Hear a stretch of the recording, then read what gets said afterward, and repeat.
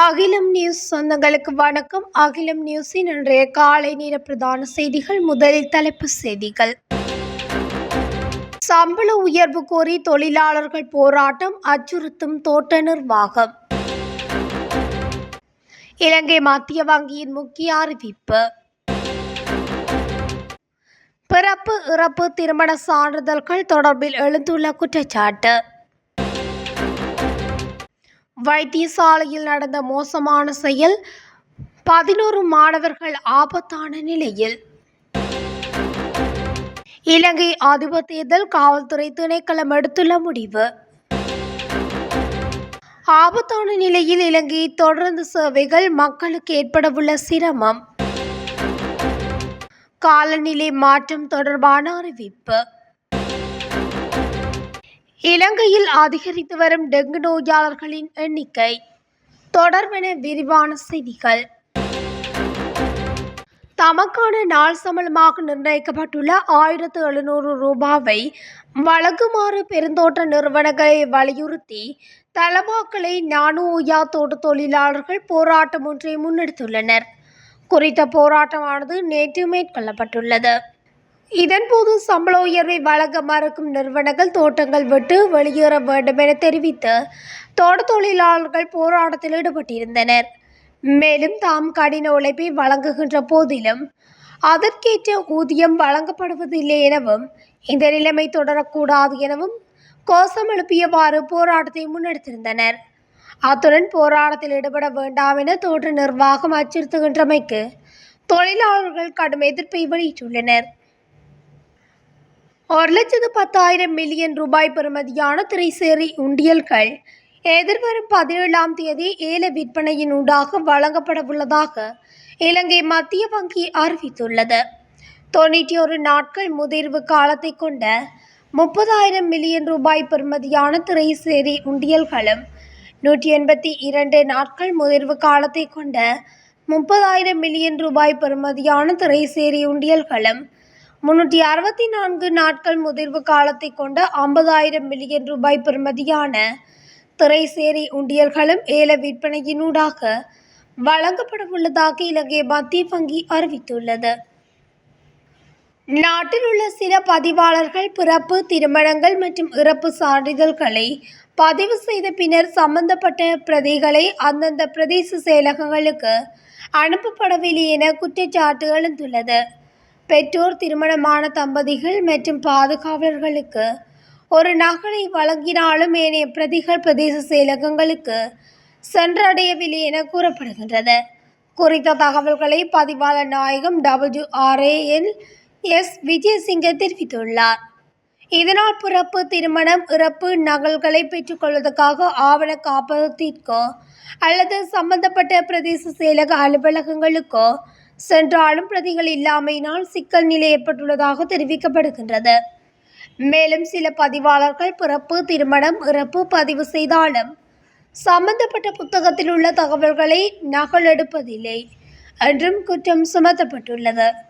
நாடளாவிய ரீதியில் 400 பிறப்பு, திருமண, இறப்பு பதிவாளர்கள் இருப்பதாகவும், அவ்வாறான சம்பவம் ஏதேனும் ஒரு இடத்தில் இடம்பெற்றிருந்தால் அது தொடர்பில் ஆராய முடியும் எனவும் பதிவாளர் நாயகம் தெரிவித்துள்ளார்.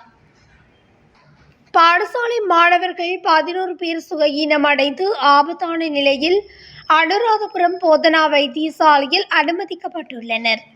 மிகிந்தலை வைத்தியசாலையினால் பாடசாலை மாணவர்கள் குழு ஒன்றுக்கு வழங்கப்பட்ட ஊசி மருந்து காரணமாக இந்த நிலை ஏற்பட்டுள்ளதாக தெரிவிக்கப்படுகிறது. ஊசி மருந்து ஏற்றியதன் காரணமாக ஆபத்தான நிலைக்கு தள்ளப்பட்ட மாணவர்கள் மிகிந்தலை சுற்று வட்டார பகுதிகளில் வசிக்கும் 6 வயதுக்கும் 13 வயதுக்கும் இடைப்பட்டவர்கள் என தெரிய வந்துள்ளது.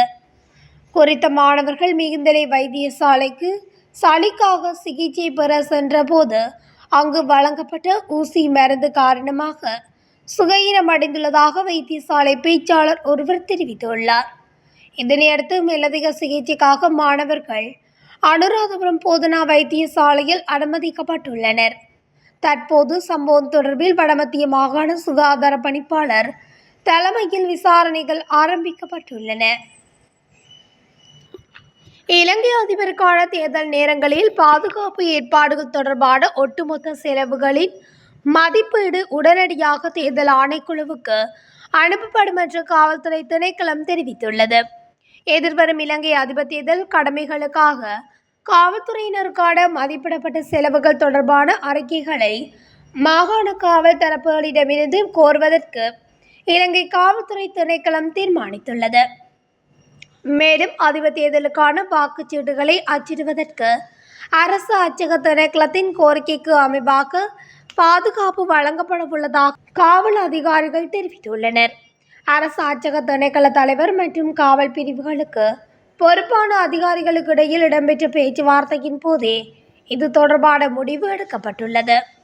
இதேவேளை இலங்கை அதிபர் தேர்தல் எப்போது நடைபெறும் என இறுதி தீர்மானம் இன்னும் எடுக்கப்படவில்லை என்பதும் குறிப்பிடத்தக்கது. மலையகத்திற்கான தொடர்ந்து சேவைகள் பாதிக்கப்பட்டுள்ளதாக தொடர்ந்து திணைக்களம் தெரிவித்துள்ளது. கொழும்பு கோட்டையிலிருந்து பதுளை நோக்கி பயணித்த தொடர்ந்து பண்டாரவளை மற்றும் கீலோயாவிற்கு இடையில் தடம் புரட்டுள்ளது. இதன் காரணமாக மலையகத்துக்கான தொடர்ந்து சேவைகள் பாதிக்கப்பட்டுள்ளதாக தெரிவிக்கப்பட்டுள்ளது. இதேவேளை கடந்த மாதத்தில் மலையகம் மற்றும் கடலோர தொடர்ந்து பாதைகள் மொத்தம் 11 தொடர்ந்துகள் தடம் புரண்டுள்ளதாக தொடர்ந்து திணைக்களம் தெரிவித்துள்ளது. தொடர்ந்து தண்டவாளங்கள், தொடர்ந்து என்ஜின்கள், பெட்டிகள் மற்றும் புவியியல் காரணங்களினால் ஏற்பட்ட பராமரிப்பு பிழைகள் காரணமாகவே தொடர்ந்துகள் தடம் புரண்டுள்ளதாக தெரிவிக்கப்பட்டுள்ளது. விசாரணைகளின்படி பெரும்பாலான தொடருந்துகள், என்ஜின்கள் மற்றும் பெட்டிகளில் உள்ள சக்கரங்களில் ஏற்பட்ட கோளாறு காரணமாக தடம் புரண்டுள்ளதாக தெரிவிக்கப்பட்டுள்ளது. குறிப்பாக மலையக பாதையில் தண்டவாளங்களின் மோசமான பராமரிப்பு காரணமாக சில தொடர்ந்துகள் தடம் புரண்டுள்ளன. இப்பகுதியின் புவியியல் சூழ்நிலை காரணமாக பெரும்பாலான தொடர்ந்து பாதைகள் பழுது பார்க்க முடியாத நிலையில் உள்ளதாக மேலும் தெரிவிக்கப்பட்டுள்ளது. மேல் மற்றும் சப்ரகமுவ மாகாணங்களிலும் கண்டி மற்றும் நுவரெலியா மாவட்டங்களிலும் சில இடங்களில் 50 மில்லிமீட்டருக்கும் அதிகளவான மழை வீழ்ச்சி பதிவாகக்கூடும் என வளிமண்டலவியல் திணைக்களம் எதிர்ப்பு கூறியுள்ளது. மேல் சப்ரகமுவ மற்றும் வடமேல் மாகாணங்களிலும் கண்டி, நுவரெலியா, காலி மற்றும் மாத்தறை மாவட்டங்களிலும் அவ்வப்போது மழையோ அல்லது இடியுடன் கூடிய மழையோ பெய்யக்கூடிய சாத்தியம் காணப்படுவதாக அந்த திணைக்களம் குறிப்பிட்டுள்ளது. நாட்டின் ஏனைய பகுதிகளில் அவ்வப்போது 30 தொடக்கம் 40 கிலோமீட்டர் வேகத்தில் காற்று வீசக்கூடும் எனவும் வளிமண்டலவியல் திணைக்களம் மேலும் குறிப்பிட்டுள்ளது. மத்திய வெளிநாட்டின் மேற்கு சரிவுகளிலும் வடக்கு வடமத்திய மற்றும் வடமேல் மாகாணங்களிலும் திருகோணமலை மற்றும் அம்பாந்தோட்டை மாவட்டங்களிலும் அவ்வப்போது 50 தொடக்கம் 60 கிலோமீட்டர் வேகத்தில் ஓரளவு பலத்த காற்று வீசக்கூடும். இடையுடன் கூடிய மழை பெய்யும் வேளைகளில் தற்காலிக பலத்த காற்றும் மின்னலினால் ஏற்படக்கூடிய ஆபத்தை குறைப்பதற்கு தேவையான நடவடிக்கைகள் எடுக்குமாறும் வளிமண்டலவியல் திணைக்களம் பொதுமக்களை அறிவுறுத்தியுள்ளது. இந்த வருடத்தில் கடந்த 6 மாதங்களில் 30,000க்கும் அதிகமான டெங்கு நோயாளர்கள் பதிவாகியுள்ளதாக தேசிய டெங்கு கட்டுப்பாட்டு பிரிவு தெரிவித்துள்ளது. குறித்த காலப்பகுதியில் மட்டும் 12 டெங்கு மரணங்கள் ஏற்பட்டுள்ளதாகவும் சுட்டிக்காட்டப்பட்டுள்ளது. இதேவேளை கொழும்பு மாவட்டத்தில் அதிகளவான நோயாளர்கள் பதிவாகியுள்ளதுடன் அந்த எண்ணிக்கை 6,965 காணப்படுகின்றது.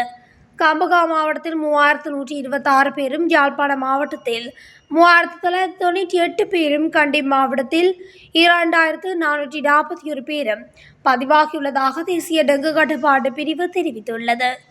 நாடளாவிய ரீதியில் 21 சுகாதார வைத்திய அதிகார வலயங்கள் டெங்கு அதிக அபாய வலயங்களாக அடையாளம் காணப்பட்டுள்ளமை குறிப்பிடத்தக்கது.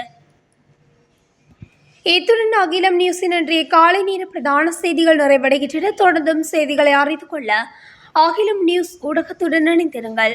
நன்றி, வணக்கம்.